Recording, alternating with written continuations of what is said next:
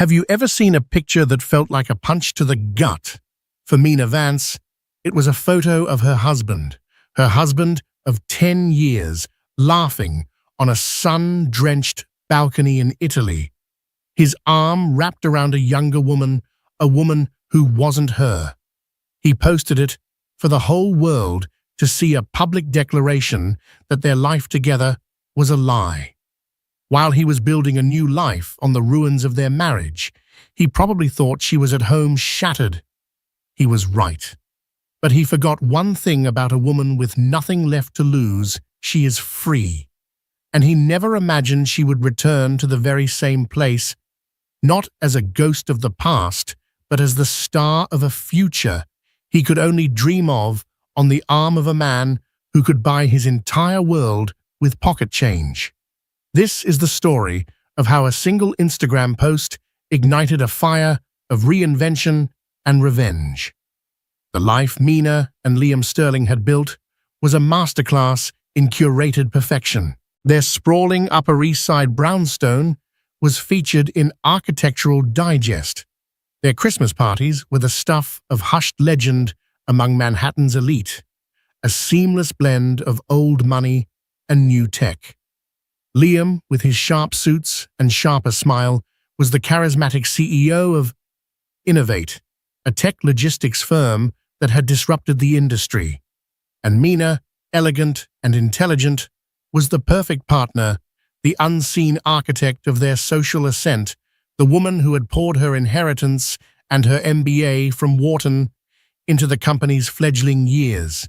To the outside world, they were a power couple. To Mina, they were a team. She remembered the early days, hunched over a laptop in their tiny first apartment, fueled by cheap coffee and a shared dream. She was the one who drafted the initial business plan, the one who secured the first round of angel investment through a family friend, the one who smoothed over Liam's more abrasive tendencies with clients and investors. He was the face. She was the foundation. The first crack in that foundation was almost imperceptible. It wasn't a fight or a grand betrayal, but a shift in the digital ether.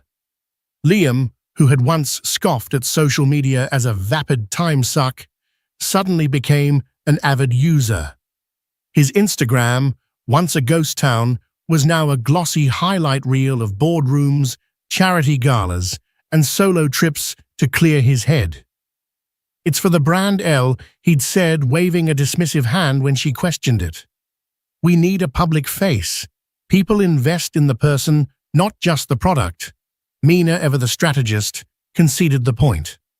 But a quiet unease settled in her stomach. The man in the picture's filtered posed, surrounded by a rotating cast of bright young employees, felt like a stranger. The comments sections were filled with fawning praise, especially from one particular account, at Ella the Vibe. Her comments were always just a little too familiar, a little too flirtatious. "Power moves only," she'd write under a picture of Liam ringing the NASDAQ bell. "The view is almost as good as the company," she'd comment on a photo of a cityscape from a hotel room Mina didn't recognize. When Mina brought it up, Liam laughed it off. "Ella, she's a junior marketing associate. A kid. Eager, that's all. Don't be paranoid." He kissed her forehead, a gesture that once felt loving, but now felt like a dismissal. The paranoia festered, a quiet poison. He started working later. Business trips became more frequent and opaque. The easy intimacy they once shared was replaced by a polite distance, punctuated by expensive gifts that felt more like hush money than tokens of affection. A Birkin bag appeared on their anniversary, a Patek Philippe watch for her birthday. They were beautiful, expensive, and empty. The breaking point came on a Tuesday. It was a gray, drizzly New York morning. Liam was supposedly in San Francisco for a tech conference. Mina was scrolling through her phone, a mindless habit, when a post from Ella stopped her breath. It wasn't a comment. It was a picture. The sun was impossibly bright, glinting off a turquoise sea. A cluster of pastel-colored houses clung to a cliffside, the Amalfi Coast. And there, on a bougainvillea-draped balcony, was Liam. He wasn't in a suit. He was in a linen shirt, his arm slung casually possessively around Ella's bare shoulders. She was in a bikini, beaming her head tilted against his chest. They were clinking glasses of Aperol Spritz, a toast to a life Mina was not a part of. The caption was a single word, finally. The air left Mina's lungs. Every excuse, every plausible deniability, every gaslit fear she had suppressed for months, coalesced into a single, brutal truth. He wasn't in San Francisco. He was in Italy, in a place they had always dreamed of going with a woman half her age. She looked at the details. The hotel balcony was unmistakable. It was the Hotel Santa Caterina, the very place she had bookmarked years ago under a file named Dream 10th Anniversary. Their 10th anniversary was in 2 months. The world went silent. The ticking of the grandfather clock in the hall sounded like a bomb. She clicked on Liam's profile. Nothing. He hadn't posted. He was too careful for that. But Ella, in her youthful arrogance, had tagged him. He hadn't untagged himself yet. It was a mistake, a slip-up in their carefully constructed deceit. Mina felt a cold, terrifying calm wash over her. The hurt was so profound, it was almost abstract. She didn't cry. She acted. Her fingers, steady and precise, took a screenshot, then another and another. She documented everything: the post, the comments from their mutual friends, asking OMG, who is she? Ella's profile full of pictures of company events Mina hadn't been invited to. When Liam called that evening, his voice full of feigned exhaustion from his conference, she played along. "How was it, darling?" she asked, her voice smooth as glass. "Brutal. Back-to-back meetings. You know how it is. I miss you." "I miss you too," she said. The lie tasted like ash. Fly safe. The moment she hung up, she called the one person she knew could handle the fallout. Not a friend, not a family member, but the most feared divorce attorney in the country, Laura Wasser. Her name was a weapon whispered in the hushed tones of shattered Hollywood and Wall Street marriages. Getting Wasser was a declaration of war. "Laura, it's Mina Sterling," she said when the famous lawyer came on the line. "We met at the Met Gala last year. You told me if I ever needed you, I should call. I'm calling." There was a pause. "I remember you." Wasser's voice was calm, clinical. "What's happened?" "My husband is having an affair." Mina said the words, feeling foreign and clinical. "But that's the least of it. I'm a founding partner in his company, but my name isn't on the corporate documents in the way it should be. My inheritance was the seed money. I need to protect myself. I want to be proactive." "Good," said Wasser. "Don't say a word to him. Let him enjoy his vacation. The longer he's in the dark, the better for us. We're going to dismantle his world so quietly he won't hear it coming." For the next week, Mina lived a double life. She was the grieving wife and the vengeful strategist. While Liam was sending her texts about missing her, she and Wasser's team of forensic accountants were digging into every corner of Innovate's finances. They found it all: the secret credit card for Ella's shopping sprees on Fifth Avenue, the rent for a luxury condo in Soho under a shell corporation, the diverted funds listed as executive expenses that paid for their Italian getaway. When Liam's car finally pulled up to the brownstone, he was tan and smiling, holding a box of expensive Italian chocolates. "I'm home," he said, stepping in for a kiss. Mina stepped back. She didn't say a word. She simply slid a manila envelope across the polished mahogany table in the foyer. His smile faltered. He opened it. Inside was a single high-resolution printout of the Instagram photo. Ella. The balcony. The toast. His face went from tan to ghost white in a second. He opened his mouth, a protest already forming. "Don't, Mina," said her voice, devoid of all emotion. "Don't you dare lie to me in this house." He looked at her, truly looked at her for the first time in months, and saw not the loving wife he'd left behind, but a stranger, a woman with eyes of ice. "Mina, I can explain." "No," she interrupted. "You can't. But your lawyers can. They'll be hearing from Laura Wasser in the morning." The name hung in the air between them, more powerful than any curse. Liam's face crumpled. The charismatic CEO vanished, replaced by a panicked boy caught with his hand in the cookie jar. In that moment, Mina knew the gilded cage she had lived in had been blown wide open. The pain was immense, but for the first time in a very long time, she felt the exhilarating, terrifying thrill of being free. The divorce was not a war, it was an annexation. Laura Wasser and her team operated with the surgical precision of a military strike force. Liam, accustomed to being the smartest person in any room, was hopelessly outmaneuvered. His attempts at charm and intimidation bounced harmlessly off Wasser's ironclad professionalism. The evidence Mina had gathered was irrefutable, painting a picture not of a simple affair, but of a calculated long-term fraud against his marital and business partner. Faced with the threat of his financial misdeeds being made public, a scandal that would have spooked investors and cratered Innovate's stock price, Liam capitulated. The settlement was swift and brutal. Mina walked away with a clean break, a significant portion of the company's stock that legally should have been hers from the start, and the Upper East Side brownstone, the monument to their shared ambition that now felt like a mausoleum. The victory felt hollow.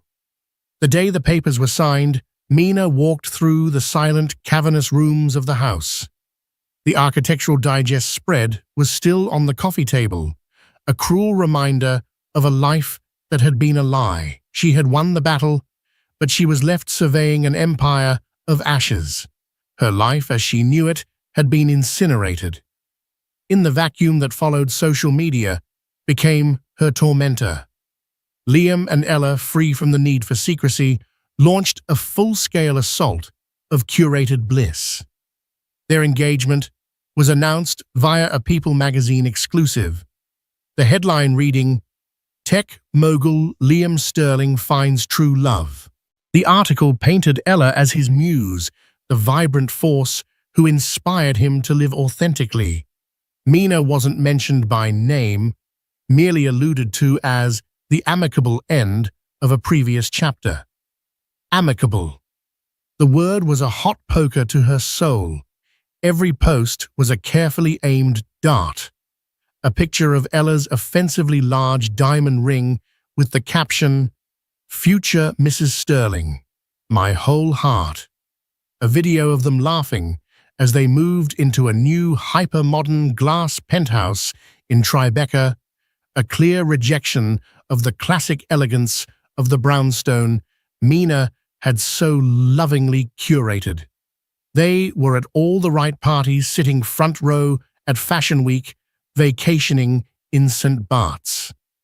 They were building a new narrative, one in which Mina was a forgotten prequel. Her friends, the ones from their shared life, fell away. Some offered pitying looks and platitudes, their discomfort palpable. Others, the more opportunistic ones, simply gravitated toward the new center of power, their invitations to Mina drying up as they clamored for a spot at Liam and Ella's table.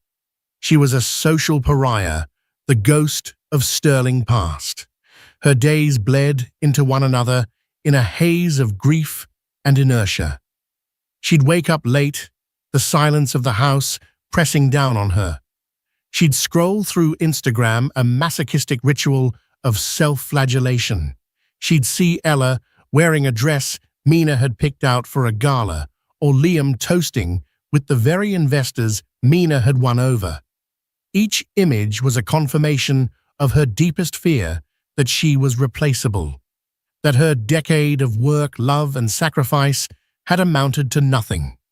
She had been the scaffolding, and now that the building was complete, she had been dismantled and discarded. The nights were the worst. Sleep offered no escape, her dreams haunted by the ghost of their shared laughter, the phantom feeling of his hand in hers. She'd wake up with her heart pounding, reaching for the empty space beside her in the king-sized bed. The pain was a physical thing, a crushing weight on her chest. One rainy Thursday, huddled under a cashmere throw in her cavernous living room, she hit rock bottom. Ella had posted a Throwback Thursday photo. It was a picture of Liam from 5 years prior at the company's first major product launch. Mina had taken that photo. She remembered the feeling of pride that had swelled in her chest as he spoke, the way his eyes had searched for hers in the crowd. In Ella's post, the context was rewritten. The caption read, "Even back then, you were a superstar. So proud to be on this journey with you. #innovate, #couple goals, on this journey with you." The audacity of it, the sheer historical revisionism, broke something in Mina. The grief that had paralyzed her for months finally curdled into a white-hot rage. She wasn't just sad anymore. She was furious. Furious at Liam for his betrayal, furious at Ella for her smug theft of a life she hadn't earned, but most of all, furious at herself for letting them reduce her to this, a spectator of her own erased history. She hurled her phone across the room, watching it clatter against the marble fireplace. The screen spiderwebbed, but didn't break, a fitting metaphor for her own state. Damaged, but not destroyed. She stood up, her body trembling with a new, unfamiliar energy. She walked to the grand floor-to-ceiling mirror in the foyer. The woman staring back was a stranger. Her eyes were hollow, her face pale. She saw the ghost they wanted her to be. "No," she whispered, her voice hoarse. "No more." It wasn't a shout, but it was the most powerful word she had ever spoken. It was a promise, a vow. They would not get to write her ending. They had taken her past, but she would be damned if she let them take her future too. She walked to the kitchen and poured the dregs of an expensive bottle of wine down the sink. She went to her office, a room she hadn't entered since the divorce, and looked at the Wharton diploma on the wall. She had been a strategist, a builder, a kingmaker. That woman was still in there, buried under layers of heartbreak and humiliation.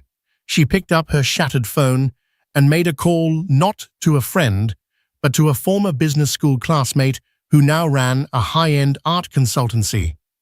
"Celeste, it's Mina Sterling," she said, then corrected herself, the new words feeling both strange and powerful. "Actually, it's Mina Vance. That was my name before. I think I'd like to use it again." There was a surprised pause. "Mina, my God, I've read the papers. Are you okay?" "I'm about to be," Mina said, a spark of her old fire returning. "I have some capital I'd like to put to work, and I have an idea. I'm tired of watching other people build things. It's time to build something for myself." She didn't know exactly what the future held. The path forward was a fog, but for the first time in a year, she was walking toward it, leaving the empire of ashes behind her. The fire had burned her life to the ground, but now standing in the ruins, she could feel the heat of the phoenix stirring within. Mina Vance. The name felt like coming home. Sterling was a brand, a cage. Vance was her identity. Armed with this small but significant reclamation of self, she launched what she privately called the Phoenix Protocol. It wasn't a plan for revenge, not yet. It was a strategy for resurrection. She sold the brownstone. The sale was record-breaking, making headlines in the real estate sections and causing a fresh wave of chatter. Liam, she knew, would see it as a sign of financial distress. Let him. She used the proceeds to purchase a chic, light-filled gallery space in Chelsea, the heart of New York's art world. The space was raw, industrial, and full of potential, everything her old life was not. Her idea, born from her passion for art and her sharp business acumen, was simple but disruptive. Vance Modern would not be a traditional gallery. It would be a hybrid, part gallery, part consultancy, part art investment fund. She would use her eye for talent to discover emerging artists, her Wharton training to build their brands, and her capital to invest directly in their careers, taking a stake in their future success rather than just a commission on a sale. She was creating a new ecosystem, one built on partnership, not just transaction. The first few months were a grueling, exhilarating blur. She poured every ounce of her energy into the project. She traded her designer gowns for jeans and work boots, her days filled with studio visits in dusty Brooklyn lofts, negotiations with contractors, and marathon sessions building financial models. The grief hadn't vanished, but it was no longer the center of her universe. It was now fuel, a fire in her belly that pushed her to work harder, to be smarter, to build something so undeniable it would eclipse the shadow of her past. Her former social circle watched from a distance, skeptical. Poor Mina, having a little hobby to keep her busy, was the general consensus, whispered over brunch at Balthazar. They didn't see the fierce intelligence in her eyes or the relentless determination that propelled her forward. They saw a fallen woman playing shop. The turning point came during a trip to Art Basel in Miami. She was there to scout talent, moving through the chaotic energy of the convention center with a focused intensity. She was studying a striking, large-scale abstract painting by an unknown Brazilian artist when a low, resonant voice spoke beside her. He's using a fascinating impasto technique, almost sculptural. But the color palette is what truly elevates it. It's desperate but hopeful. Mina turned. The man standing next to her was tall, with salt and pepper hair and eyes of a startling, intelligent blue. He was dressed in a simple, impeccably tailored linen suit that spoke of effortless wealth. He wasn't looking at her, but at the canvas, his focus absolute. There was a palpable aura of calm, centered power around him. "I agree," Mina said, her voice finding its professional footing. Most artists would have used a warmer tone to counterbalance the texture, but his choice of cool blues and stark whites creates a tension. It's what makes the piece so compelling. He finally turned his gaze from the painting to her, a flicker of surprise in his eyes. "You're not just looking, you're seeing," he said, a small, appreciative smile touching his lips. He extended a hand. Julian Croft. The name registered instantly. Julian Croft wasn't just wealthy, he was a titan, a self-made billionaire who had revolutionized the renewable energy sector. He was famously private, almost reclusive, known more for his brilliant mind and quiet philanthropy than for any flashy displays of wealth. He was the antithesis of Liam Sterling. "Mina Vance," she replied, shaking his hand. His grip was firm, his focus entirely on her. It was a strange feeling to be seen, truly seen, by a man of his stature. "Vance," he mused, his blue eyes searching her face. "You're the one opening the new space in Chelsea, the hybrid model, I read about it in the Financial Times. It's a bold play. Mina was stunned. You've heard of my gallery. I make it my business to know about bold plays, he said. Most people in your world are content to be custodians of the past. You're trying to build the future. It's intriguing. They talked for over an hour, weaving through the crowded aisles of the art fair. Their conversation flowed effortlessly from art to economics, from the psychology of collecting to the future of sustainable technology.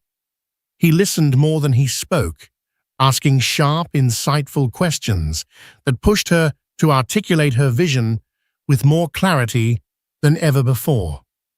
He wasn't flirting.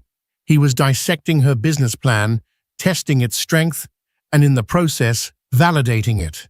He wasn't interested in her past, in the gossip columns or the scandalous divorce. He was interested in her mind. For Mina, who had spent the last year feeling like a footnote in another person's story, it was like drinking water after years in a desert. As the fair was winding down, he paused before a sculpture. I have a proposition for you, Ms. Vance, he said, turning to her. My corporate headquarters in London is undergoing a redesign. The lobby is, to put it mildly, soulless. I need a collection that reflects the company's ethos, innovation, disruption, and forward thinking. I want you to curate it. Mina's heart hammered against her ribs. This wasn't just a sale. It was a commission of a magnitude that would instantly put Vance Modern on the map. It was the kind of career-defining project she had only dreamed of. But I haven't even officially opened yet, she said, her voice betraying a hint of her shock. I'm not investing in your gallery, Julian said, his gaze steady and unwavering. I'm investing in your eye. I'm investing in you. Do we have a deal? He didn't offer to have his people call her people. He took out his phone and handed it to her. Put your number in. Let's have dinner tonight to discuss the brief. That evening over dinner, at a quiet, hidden restaurant in South Beach, Mina, she felt a tectonic shift in her life. It wasn't just about the business opportunity, as monumental as it was. It was the feeling of being recognized for her intellect and her vision by someone she respected immensely. Julian Croft didn't see a broken woman. He saw a peer. As she flew back to New York the next day, flying commercial, a fact that felt grounding, she knew the Phoenix Protocol had moved into a new phase. She had laid the foundation, and now the most powerful man she had ever met had just handed her the architect's plans for a skyscraper. The ashes were far below her now, and for the first time, she could see the sky. The Julian Croft Commission was the catalyst. News of it spread through the insular art and finance worlds like a shockwave, lending Vance Modern an instant, unassailable credibility. The whispers about poor Mina died down, replaced by murmurs of reluctant admiration. The gallery's official opening was a staggering success. The art world's most influential critics, collectors, and artists filled the space, drawn in by the gravitational pull of the Croft name. But it was Mina's vision that made them stay. The inaugural exhibition, Emergence, showcased the very artists she had discovered in their humble studios. The work was bold, raw, and utterly fresh. Juxtaposed with the gallery's sophisticated minimalist design, it felt like the future. By the end of the night, every single piece had sold. Mina was no longer playing shop. She was running an empire. Her partnership with Julian was professional, yet it deepened into a genuine and profound friendship. He was a demanding client, his standards exacting, but he was also an incredible mentor. They spoke almost daily, their conversations, starting with the London project, but invariably branching out into broader discussions of strategy, market trends, and life. He pushed her, challenged her, and celebrated her victories with a quiet, sincere pride that felt more meaningful than any public accolade. He taught her the difference between wealth and power. Liam had used wealth to acquire things, cars, watches, a younger woman. It was about possession. Julian wielded his power to create, to build, to effect change. He was playing a different game entirely, and he was teaching her the rules. With his guidance, Mina's confidence soared. She was no longer the ghost of the Upper East Side. She was Mina Vance, the founder of Vance Modern, a woman whose opinion shaped markets. She moved with a new assurance, her style evolving from the safe classic pieces of her old life to a bold architectural elegance. She was a woman remade in her own image. The romance between them was a slow, beautiful burn, so gradual that Mina almost didn't see it happening. It wasn't built on grand, dramatic gestures, but on small moments of true connection. It was in the way he'd send her an obscure book on Bauhaus design because something in it reminded him of her, or the way she'd make him laugh with a dry, witty observation that no one else would dare to say. One evening, they were working late in her office, finalizing the layout for the London lobby. A storm was raging outside, a classic New York thunderstorm. They had ordered in sushi and were spread out over a large table covered in blueprints and art catalogues. "You've done remarkable work, Mina," Julian said, looking at her across the table. "The blueprints were forgotten. You've exceeded every expectation." "I had a good mentor," she replied, a soft smile on her lips. "I may have opened a door," he conceded, "but you were the one who had the courage to walk through it and build a palace on the other side." He paused, his blue eyes holding hers. "I find myself thinking about you often, even when we're not discussing art." The air in the room shifted. The professional boundary that had always existed between them became shimmering and translucent. "I feel the same," she admitted, her voice barely a whisper. He stood up and walked around the table, stopping before her. He didn't reach for her immediately. Instead, he gently brushed a stray strand of hair from her face, his touch sending a jolt of electricity through her. It was a gesture of such tenderness, such profound respect, that it brought tears to her eyes. "May I?" he asked, his voice low. She simply nodded, unable to speak. His kiss was not the hungry, possessive kiss of her past. It was gentle questioning, and then, as she responded, it deepened into a passionate expression of all the unspoken admiration and affection that had grown between them over the months. It was a kiss between equals, a kiss that sealed not a transaction, but a partnership of the heart and mind. Their relationship, once it crossed that line, became a source of quiet joy for both of them. They kept it intensely private, a sanctuary from the prying eyes of the world. They found their happiness not at galas or red carpets, but in stolen weekends at his secluded estate in the Hudson Valley, in cooking dinner together in her new downtown apartment, in the simple, profound pleasure of being with someone who saw and cherished the real you. Mina was finally truly happy. The pain of her past had not been erased, but it had been integrated. It was part of her story, the crucible that had forged the woman she was now. She rarely thought of Liam and Ella anymore. Their world, with its desperate need for validation and its performative happiness, seemed small and distant from the authentic life she was building with Julian. Then, one crisp autumn afternoon, the past came roaring back. She was at her desk when her phone buzzed with a notification.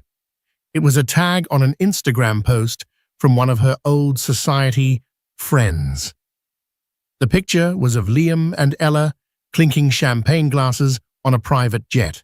They both wore matching cream-colored outfits, their tans glowing, their smiles aggressively perfect. But it wasn't the picture that made Mina's blood run cold. It was the caption, written by Ella. "Off to our special place to finalize the wedding plans. 10 years in the making, a decade of dreams. Can't wait to be your wife, at Liam Sterling." Amalfi Coast, Hotel Santa Caterina. True love, 10 years in the making. The lie was so blatant, so audacious, it was breathtaking. She was co-opting Mina's history, her dreams, and packaging them as her own. And the destination, the Hotel Santa Caterina. The one place Mina had held sacred, the dream destination for her and Liam's 10th anniversary. It was a deliberate, calculated act of cruelty, a final twist of the knife to prove that they had won, that they had taken everything, even her memories. A year ago, this post would have shattered her. She would have retreated into the darkness, the pain too much to bear. But as she stared at the screen, she felt something different. The initial shock gave way to a cold, hard clarity. It was the feeling of a queen seeing her territory invaded. Julian, walking into her office, saw the look on her face. "What is it?" he asked, his voice laced with concern. She didn't say a word. She simply turned the phone around for him to see. He read the post, his expression hardening. He looked from the phone back to Mina's face, seeing the flicker of the old wound, but also the steel in her eyes. He put his hand over hers on the desk. "We can go anywhere in the world, Mina. We can go to his board of directors and show them this pathetic display, have him censured. We have a dozen moves we can make." Mina looked down at their joined hands, then back up at his face. A slow, dangerous smile spread across her lips. It was a smile Julian had never seen before. It was the smile of a woman who had just realized the game wasn't over. "No," she said, her voice low and steady. "I have a better idea. Get your pilot ready.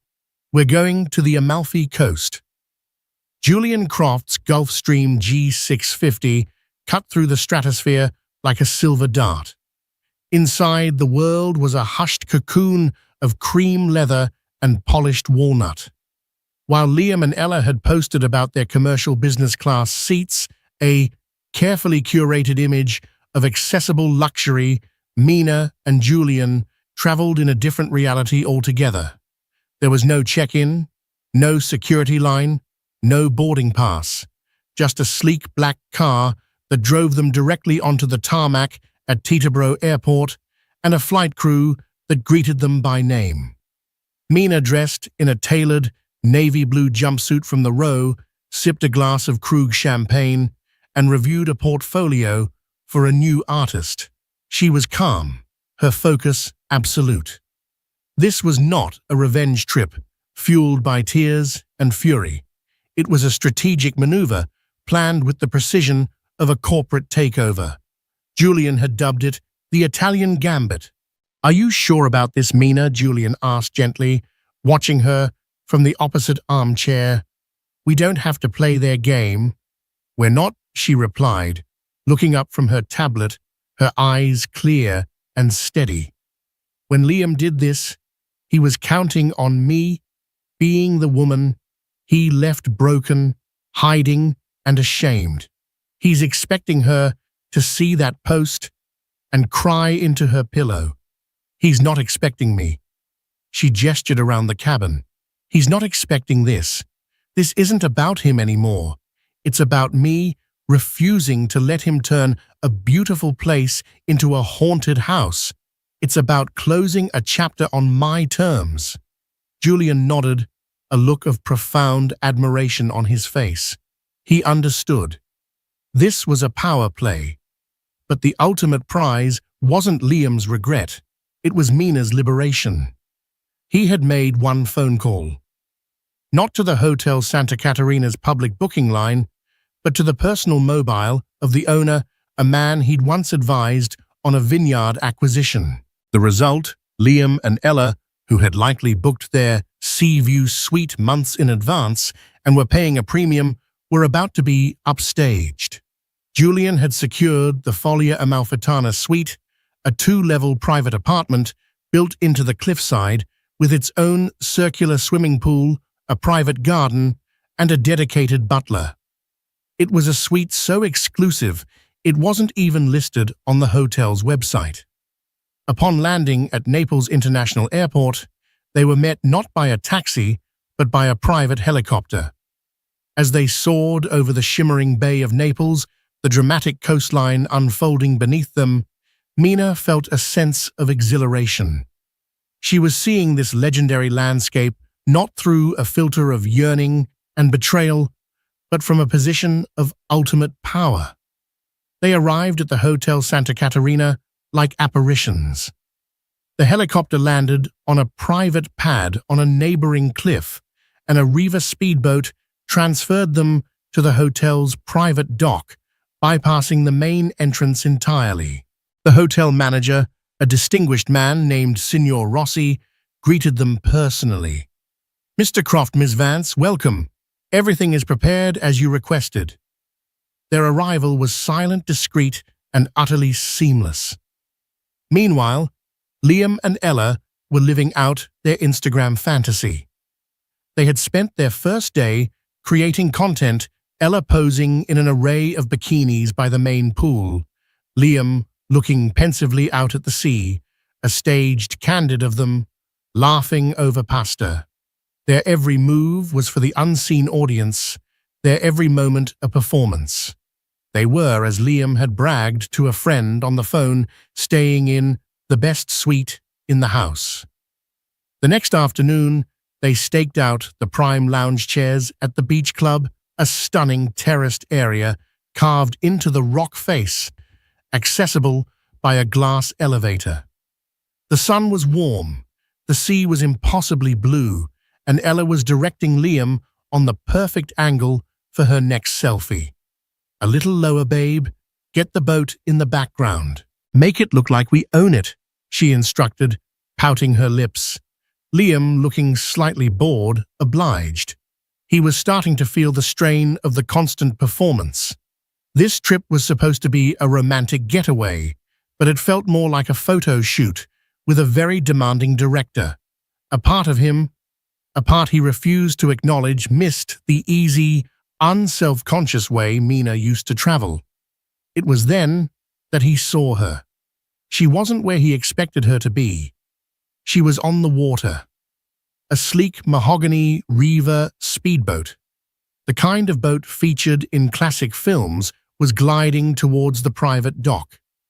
At the helm was a man he didn't recognize, exuding an air of quiet confidence, and sitting beside him, her hair tied back in a silk scarf, wearing oversized sunglasses and a simple but breathtakingly elegant white sundress, was Mina. Liam froze. His brain could not process the image. It was a glitch in the matrix. Mina, here now, she looked radiant, serene. She wasn't looking at the hotel, wasn't scanning the crowd for him. Her attention was on the man beside her, laughing at something he said, her smile genuine and unforced. "Babe, did you get the shot?" Ella's voice snapped him back to reality. "What? Oh yeah." He stammered, his hands fumbling with the phone. He watched mesmerized as the boat docked. He watched as the man Julian helped Mina out of the boat with a familiar ease that spoke of deep intimacy. He watched as a member of the hotel staff rushed to greet them, not as typical guests, but as royalty.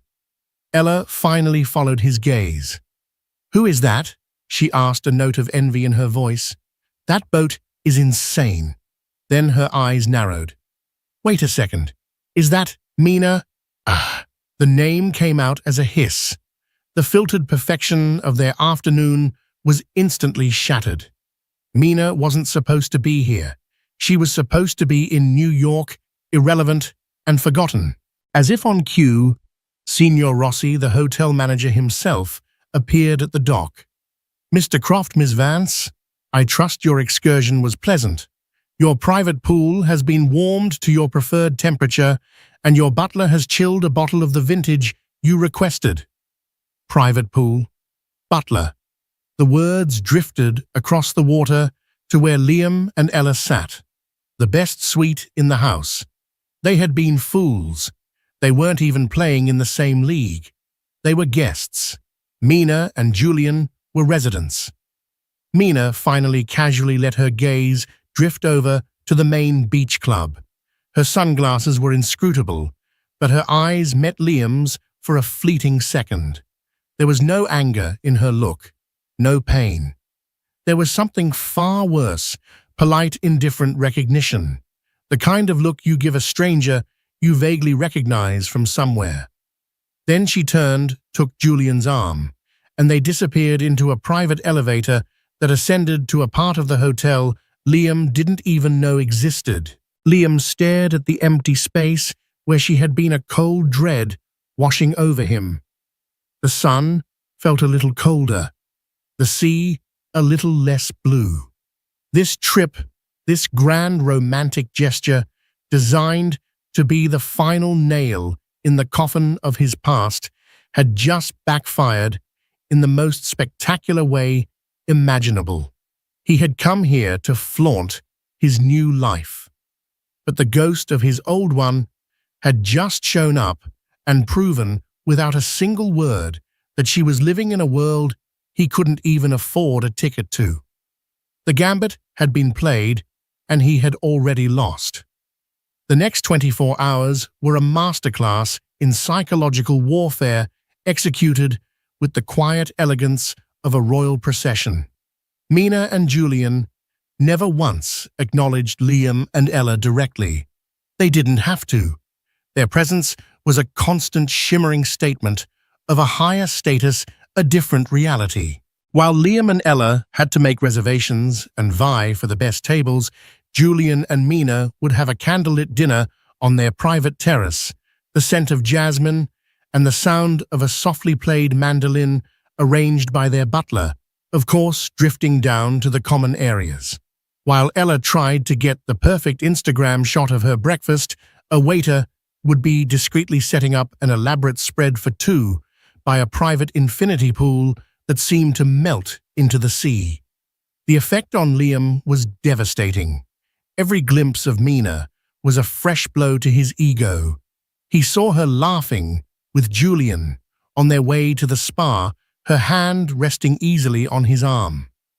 He saw them being greeted by name by a Michelin-starred chef who had come to their suite to personally discuss the evening's menu. He saw her reading a book by her pool, the picture of serene contentment, a woman entirely at peace with her world. This wasn't the weeping, broken woman he had left behind. This was a goddess resurrected and reigning in a paradise he had tried to claim as his own. The narrative he had so carefully constructed, that he had upgraded, that he had left a drab life for a vibrant one, crumbled into dust. He had traded a queen for a court jester, and the entire world, or at least this small exclusive corner of it, was now a witness. Ella, too, felt the shift. Her initial anger at Mina's presence curdled into a resentful envy. She saw the genuine adoration in Julian Croft's eyes when he looked at Mina. She saw the quiet confidence that came from authentic power, not just borrowed wealth. She looked at Liam, who was now moody, distracted, and constantly staring at his ex-wife, and she saw him for what he was, a second-tier player, desperately trying to convince everyone he was in the major leagues.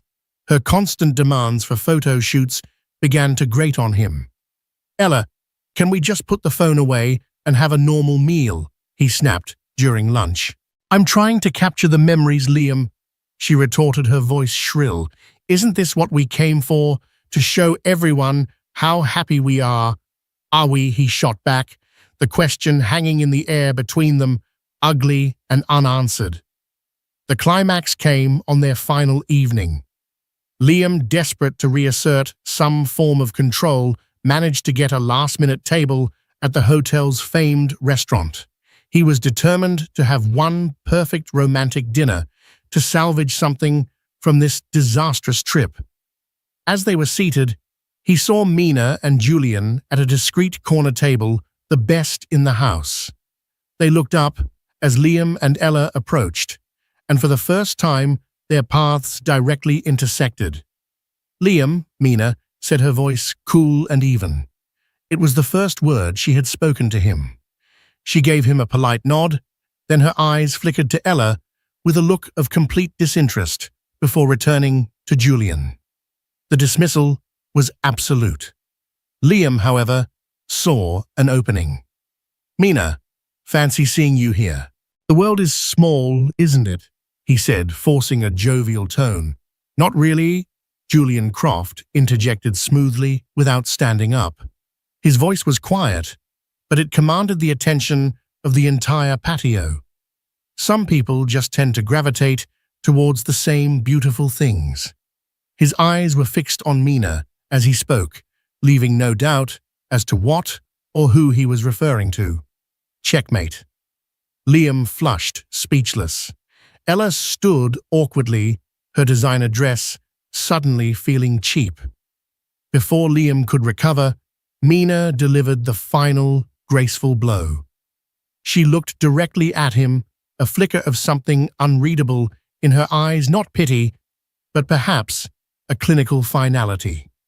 "I hope you find what you're looking for, Liam, truly." Then she turned back to Julian, picked up her wine glass, and the conversation resumed as if the interruption had never happened. They were dismissed.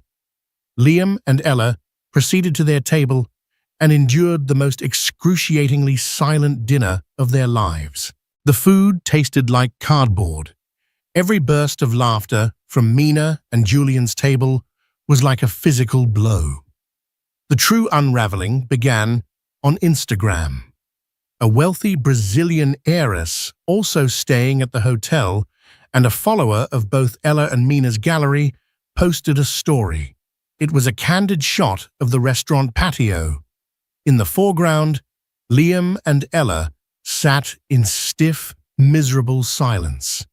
In the background, partially obscured but unmistakable, Mina and Julian were leaning in close, sharing a moment of intimate laughter. The caption was in Portuguese, but the translation was brutal. Some people try to buy happiness, others simply embody it. The energy doesn't lie. The post went viral within their shared social circle.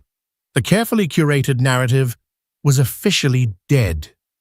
The comments on Ella's and Liam's pages started to change. "Something seems off with you two. Did you see at Brazilian heiress's story awkward? Wait, isn't that his ex-wife with Julian Croft? Talk about an upgrade." Liam saw the comments. He saw his world tilting on its axis.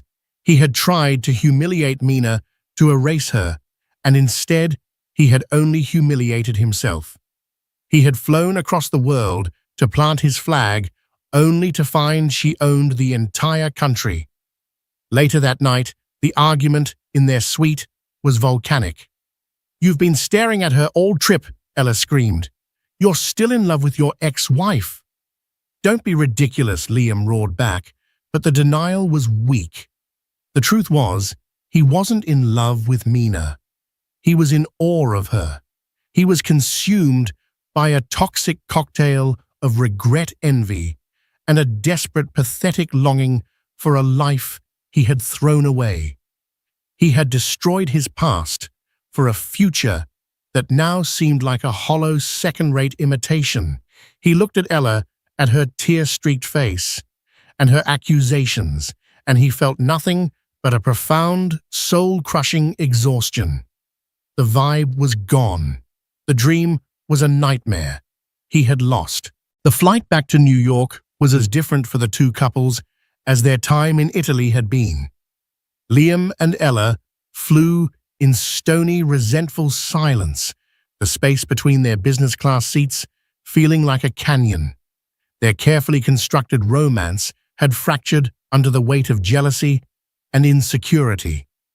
The Amalfi Coast, which was meant to be the backdrop for their love story, had become the scene of its implosion. Meanwhile, on Julian Croft's GC650, the atmosphere was light and peaceful. As the coast of Italy disappeared below the clouds, Mina leaned her head against the soft leather of her seat and let out a long, slow breath. "It's done," she said softly. Julian reached over and took her hand. "Was it what you expected?" Mina was quiet for a moment, considering the question. "No," she said finally. "It was more. I thought I went there for him to show him what he'd lost, but standing there looking at him I realized he was irrelevant. The trip wasn't about revenge. It was about reclamation. I was taking back a place, a dream, a part of myself that I thought he had stolen. And I realized he hadn't stolen anything. He had just revealed what was already mine." She looked at Julian, her eyes full of a love and gratitude that was deep and true. "Thank you," she said, "not for the jet or the suite, but for seeing me when I couldn't see myself, for reminding me of my own strength."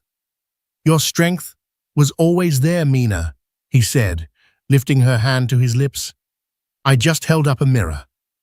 When they landed, Mina didn't go back to her old life or the shadows of it.